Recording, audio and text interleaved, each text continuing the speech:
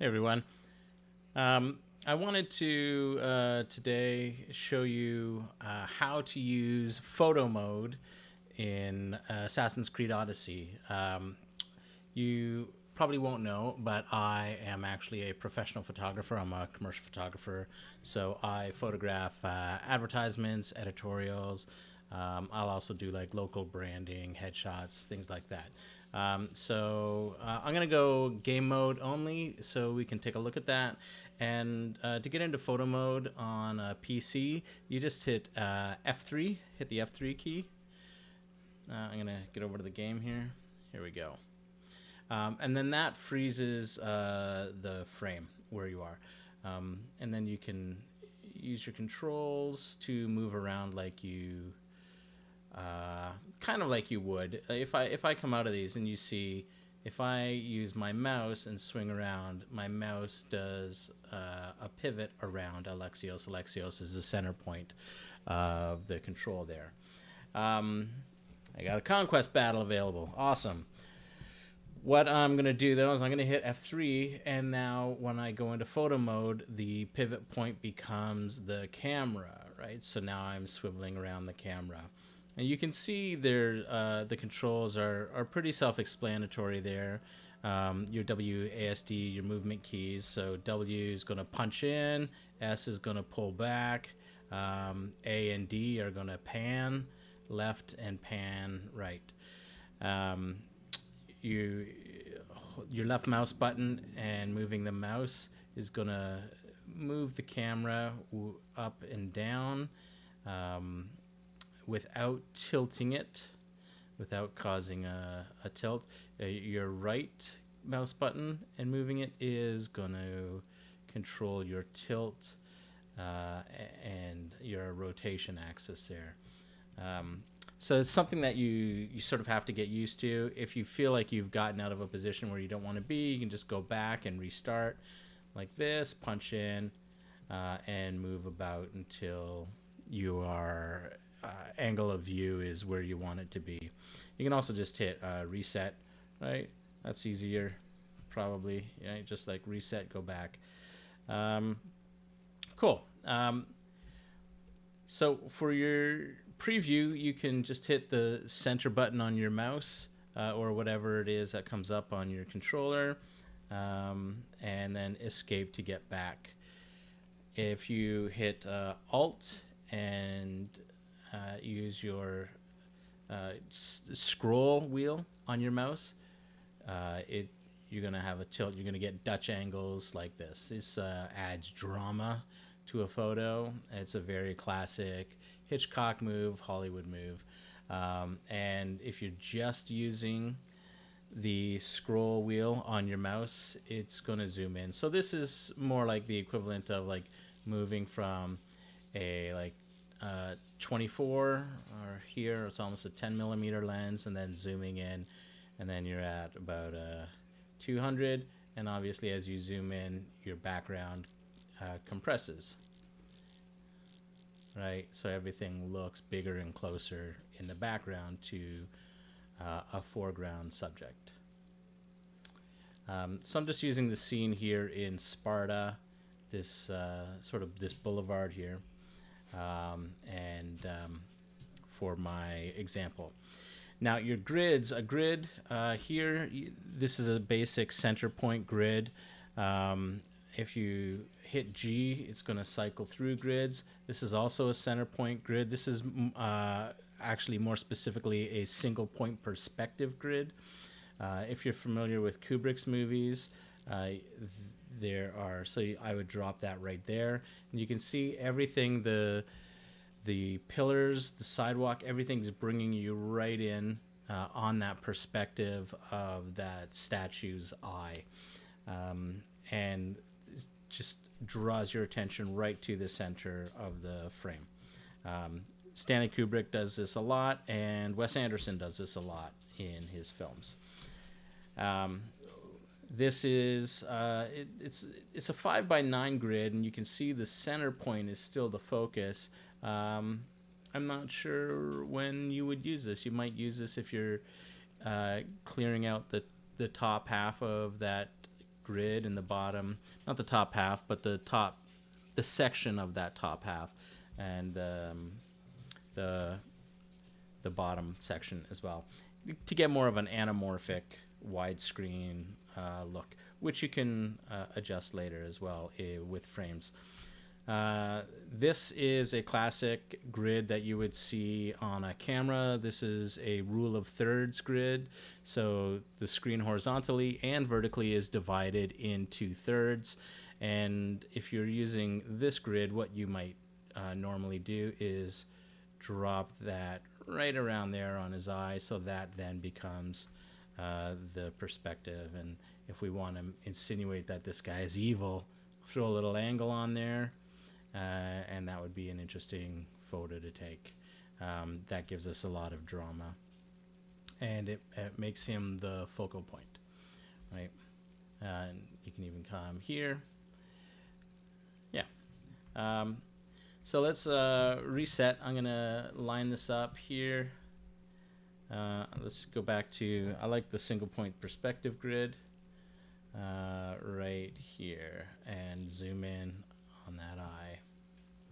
So now if you see in the bottom left, it says switch to edit mode, and that's just clicking the left button on your mouse. If you look up at the upper left, you'll see there are some presets and some frames. You just cycle Q and E through the presets, and you'll see how all the filters below, not the filters, the settings will change below based on the presets. So you're seeing changes in depth of field, exposure, contrast, tint, saturation, vignetting, bloom, those kinds of things. This is a really sort of oversaturated look. And then we'll get to some desaturated, sepia toned. This is more like a 1980s old film look, and then we have a sort of a classic Ilford black and white look. I'm gonna go back to no frame, and then using the Z and C, no preset, and using Z and C, we'll look at the frames. So we start out with no frame. And then here we have sort of a marbleized matte with a gold inlay. Then here we have a white marble, and this is more of it's got that very classic Greek look to it, sort of an overlay here. Here you can be Team Sparta or Team Athens. Here, Team Assassin's Creed Odyssey. This one's more of a title card. And then here, this frame is like a 2.35 anamorphic style of frame. It's a very, movie style. And here you have a classic matte, but you can also see, if you look closely, if you're shooting this in a daytime setting, you would see that there's a bit of a drop shadow in that matte as well. So I want to cover the settings. This is where being a photographer will really helps me out, at least. If you look at depth of field, what depth of field indicates is how much of the scene in front of you is in focus. Now, when I'm playing the game, I like everything to be in focus, and I don't like the blurry. I find that the depth of field in games still isn't at a level where it's equivalent to like what we would see with our human eye. So the human eye has a focal length of about 58 millimeters, and we have a much wider focal length. When you look at a photo and you zoom out, when you're using a wide angle lens like a 24 millimeter lens, almost everything's going to be sharp because you don't have a narrow depth of field. And when you zoom in, you will get this compression, but you can get it so that, let's just say this soldier was in focus. Now, if I put my focal point here as well, then it's going to adjust what is in focus relevant to that focal point, right? And as I move this around and change the depth of field, it'll changed. You can see these characters down here getting really out of focus while this stays in focus. Now, the thing that is kind of confusing, especially for me, is in order to get a narrower depth of focus, depth of field, you are on the controls turning things up instead of bringing them down. And it's just opposite of what actually happens with a camera. I'm just nitpicking on that. So a smaller depth of field, as this has, would actually be, you would have more things that are blurry. Spam calls. So now we'll look at exposure. And I'm just going to hit control and use my scroll wheel to go down. So exposure is how much light is hitting different subjects and how much light is getting into the camera. It's not how much light is in the scene. It's controlling what your camera is being exposed to light-wise. So if you crank that down, you're really going to get low. Only brighter objects are going to appear. If you crank it up, it's like you're just bringing in a lot of light. So all the light that's bouncing back off those objects is entering the camera. Just sort of reset that there. Contrast. Here, it's very similar. If you increase the contrast or decrease the contrast, there is less range, tonal range in color between colors that are adjacent to each other, and the highlights and the lowlights within the photo.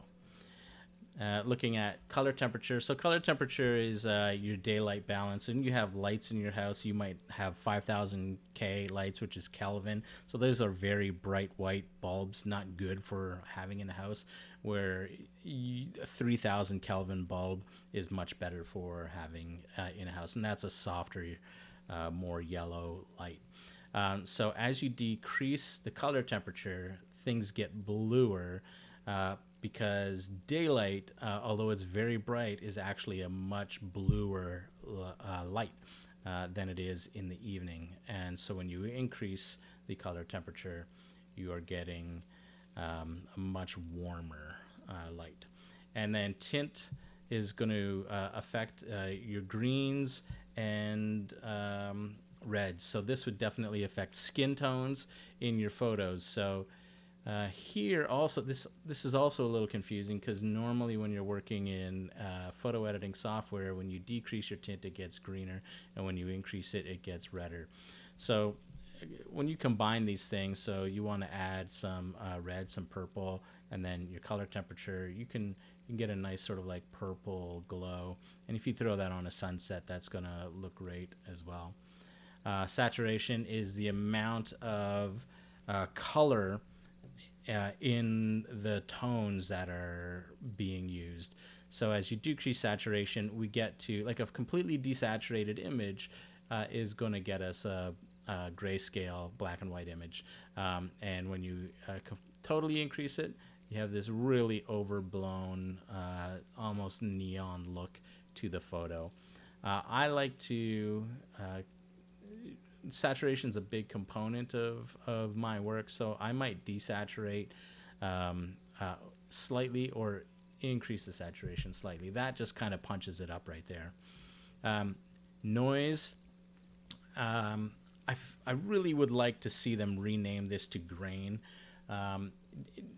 Noise refers to the digital noise on a camera, or the graininess. If you have to take a photo with like a higher ISO setting, that's going to increase the amount of noise in your image. Classically, this would be the amount of grain in an image.